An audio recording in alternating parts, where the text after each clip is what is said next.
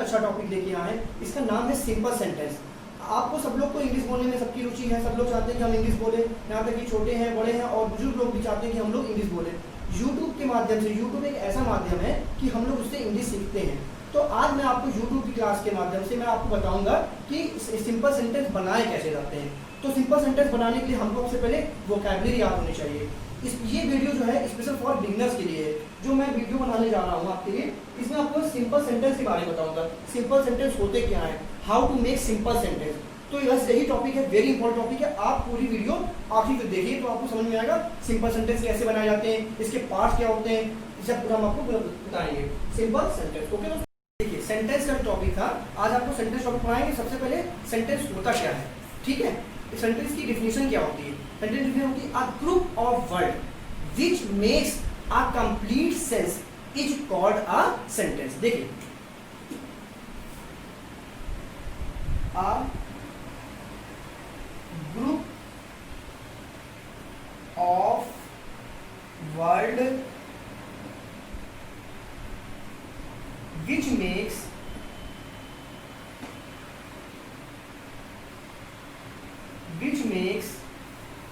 a complete sense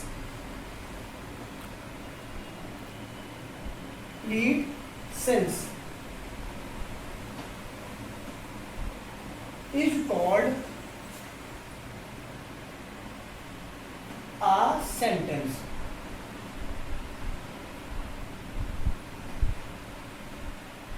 sentence को क्या बोलते हैं हम लोग? सेंटेंस को बोलते हैं हम लोग हिंदी में वाक्य। क्या बोलते हैं?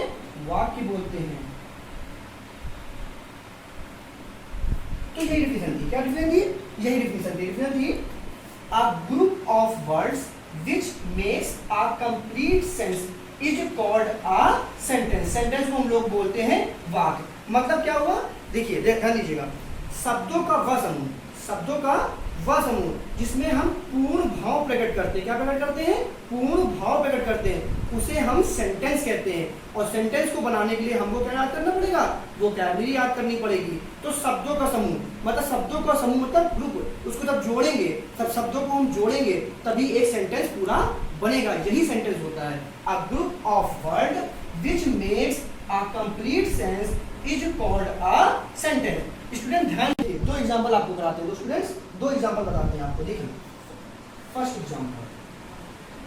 एग्जांपल आपको सेंटेंस आप समझिए। The group of words which makes a complete sense is called a sentence. Sentence को हम लोग क्या बोलते हैं? वाक्य बोलते हैं। अब ध्यान दीजिएगा, सपोज एक एग्जांपल, बर्ड्स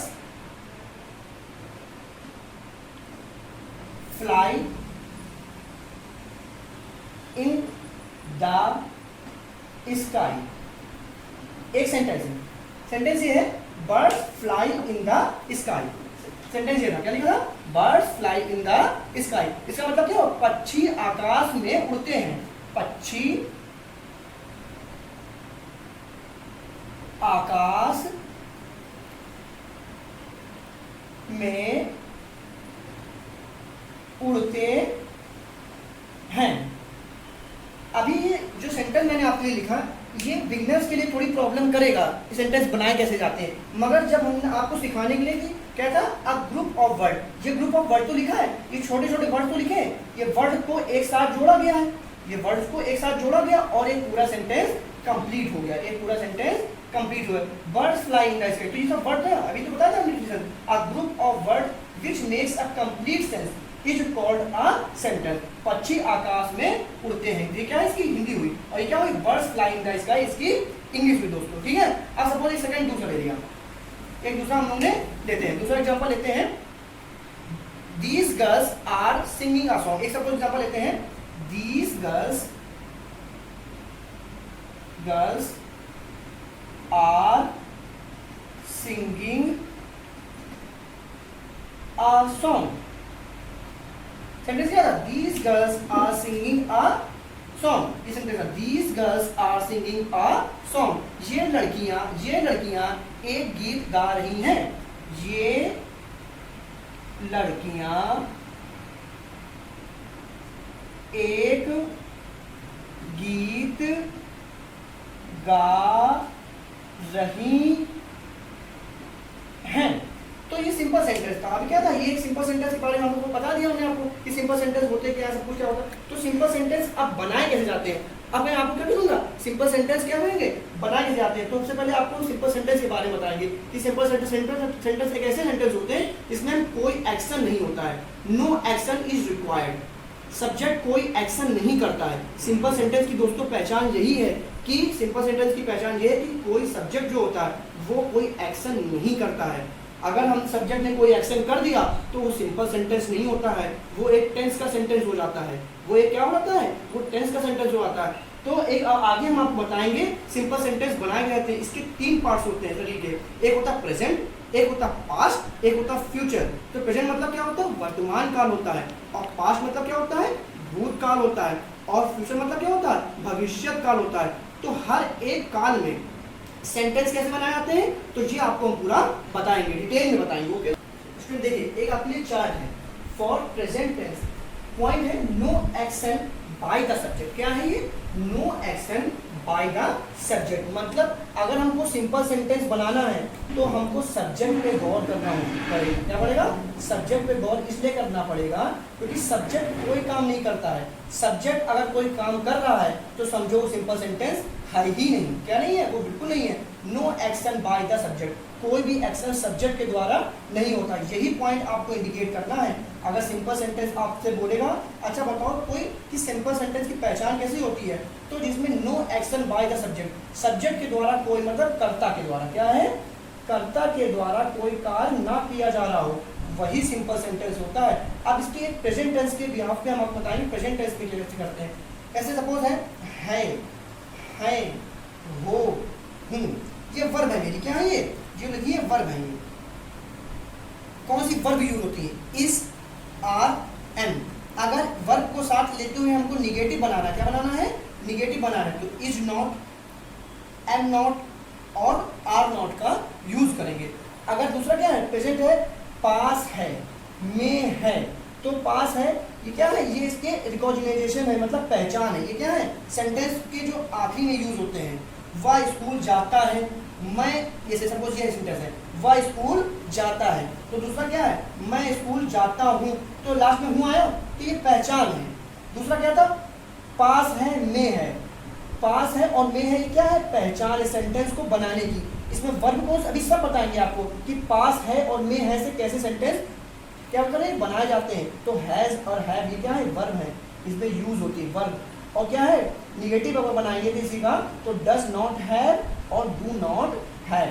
सपोज अगर पास है और में है तो ये स्पीकिंग के बिहाफ पे भी इसको पढ़ते हैं हम लोग। जब स्पीकिंग बोलते हैं तो नॉर्मल हैज और हैव का तो यूज भैया हम लोग करते ही हैं। तो पास है जहाँ पर हिंदी में बोल रहे होंगे, में है तो हैज और हैव का यूज करेंगे।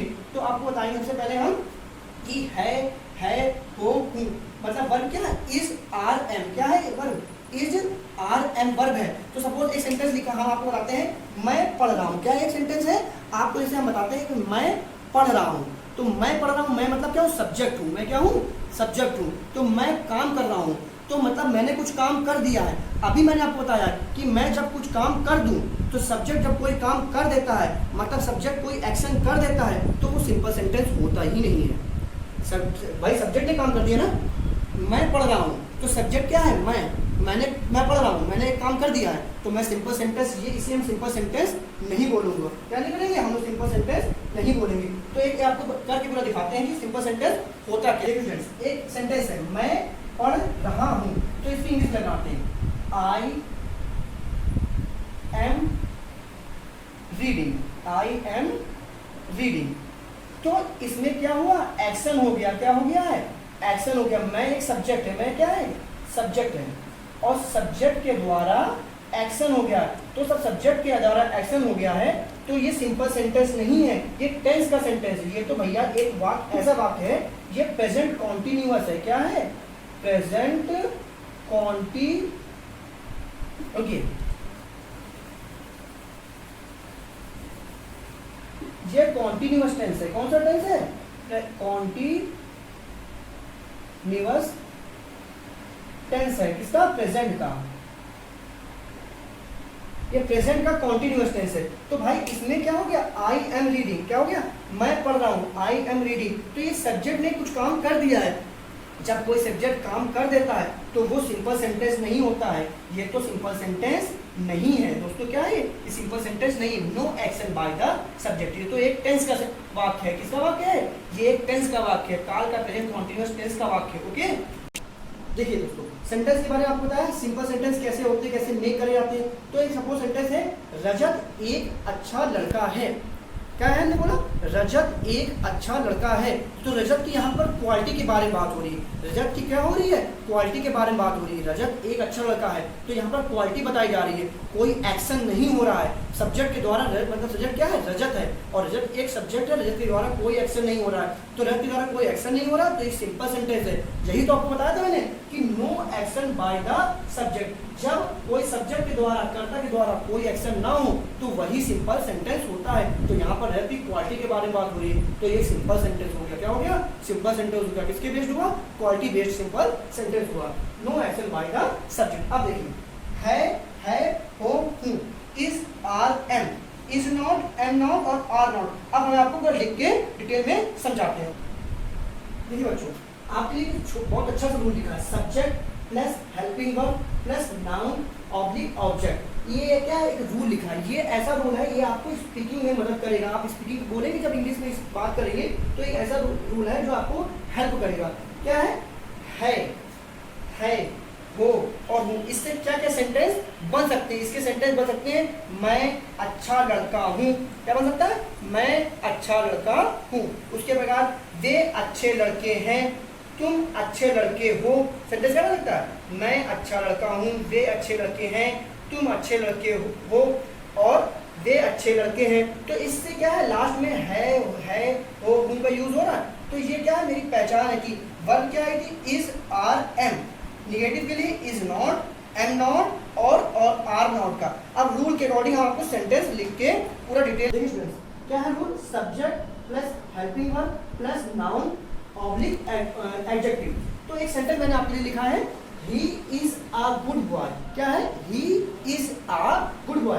पॉजिटिव सेंटेंस है, मतलब क्या? वह एक अच्छा लड़का है। तो इसी सेंटेंस को हम क्या बना देंगे? चार पार्ट में कन्वर्ट कर सकते हैं। इसका भाई हम क्या बना, इसी सेंटेंस का हम अफर्मेटिव में बना सकते हैं। ये अफर्मेटिव तो ऑलरेडी है ही है। और क्या है? दूसरा इसको हम नेगेटिव में बना सकते हैं। फिर क्या सकते हैं? हम इसी सेंटेंस को इंट्रोगेटिव में बना सकते हैं। और इसी सेंटेंस को क्या बना सकते हैं? WH question, who. WH question इसमें कौन है, वेयर है, देयर है, ये सब लगता है। तो वो वाले सेंटेंस में भी कन्वर्ट कर सकते हैं। ध्यान दीजिए, जब आपसे कोई इंग्लिश में बात कर रहा है, स्पीकिंग में बात कर रहा है, तो अगर उसने स्पीकिंग में बात करी है, अफर्मेटिव सेंटेंस में यूज हुआ है, अगर उसने बात अफर्मेटिव सेंटेंस में दिया है तो आपको आंसर भी अफर्मेटिव सेंटेंस में ही देना है। अगर आपने उसने क्या दिया, शुरुआत उसने करी क्वेश्चन पुट अप करा है निगेटिव में, तो आपको आंसर भी क्या देना है? वो निगेटिव सेंटेंस के अकॉर्डिंग ही आंसर देना है। इंट्रोगेटिव में बात पूछी गई है तो इंट्रोगेटिव में ही आंसर देना होता है। स्पीकिंग का ये रूल है कि अच्छी स्पीकिंग बोलनी है तो यही काम कर सकते हैं। तब तो देखिए, he is a good boy. क्या है? He is a good boy, एक पॉजिटिव सेंटेंस है। अब वह एक अच्छा लड़का है। अब इसी का हमको क्या करना है? निगेटिव बना देना है। He is not a good boy. He is not a good boy. Are he is a good boy. Are he is a good boy. इसका मतलब क्या है? देखिए, are he is a good boy. Who is a good boy. तो ये negative में बना दिया हमने। पता is not, am not, are not को लेके हम वर्ब को लेके हम निगेटिव का भी सेंटेंस बना सकते हैं। क्या लिखा दूसरा sentence? Are he is a good boy. तो क्या है? ये हमने इंट्रोगेटिव बना दिया। क्या बना दिया? इंट्रोगेटिव बना दिया। इसको क्या बोलेंगे हम लोग? Interrogative sentence. क्या वह एक अच्छा लड़का है? क्या वह एक अच्छा लड़का है? अब who is a good boy. Who is a good boy मतलब क्या है? क्या अच्छा लड़का कौन है? अच्छा लड़का कौन है? कौन है अच्छा लड़का? अच्छा लड़का कौन है? तो ये सेंटेंस अभी तो लिखा था, है, हो, हूँ। ये क्या थी? वर्ब थी और ये नॉट है।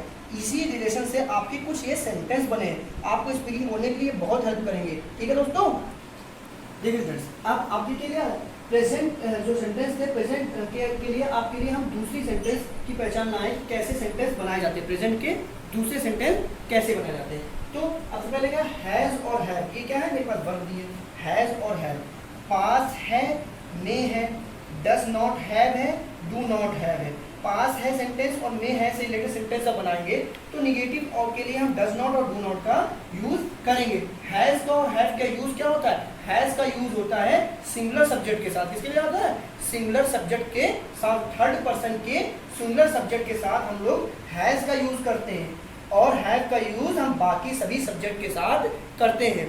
थर्ड पर्सन के सिंगुलर सब्जेक्ट के साथ हम हैज का यूज करते हैं, और बाकी सभी सब्जेक्ट के साथ हम हैव का यूज करते हैं। फॉर एग्जाम्पल, मेरे पास पेंसिल है, पास है लिखा है, तो यही तो पास है जो सेंटेंस बनाना था हमको। मेरे पास पेंसिल है। दूसरा, उसके पास मोबाइल है, उसके पास मोबाइल है। क्या है उसके पास? उसके पास मोबाइल है। फिर क्या है? यही पास है सेंटेंस बनाना था। उसके पास साइकिल है, उसके पास साइकिल है। अब क्या है? अब है मे है। क्या बनाना है? मे है से सेंटेंस बनाना है। सपोज हमको इंग्लिश बोलनी है, स्पीकिंग बोलनी है, तो मे है से रिलेटेड एक वाक्य बनाना है, पास है से रिलेटेड एक वाक्य बनाना है। तो ऐसे ही वाक्य बनेंगे। मेरे पेन में इंक है, मेरे पेन में इंक है। उसके पेन में इंक नहीं है। अब भैया मेरे पेन में इंक है, इसी का नेगेटिव बना दो। उसके पेन में इंक नहीं है। यही सेंटेंस बन सकते। एक सेंटेंस यही बन सकता है, I have ink in my pen. इसका एक तो पॉजिटिव सेंटेंस हो गया, I have ink in my pen.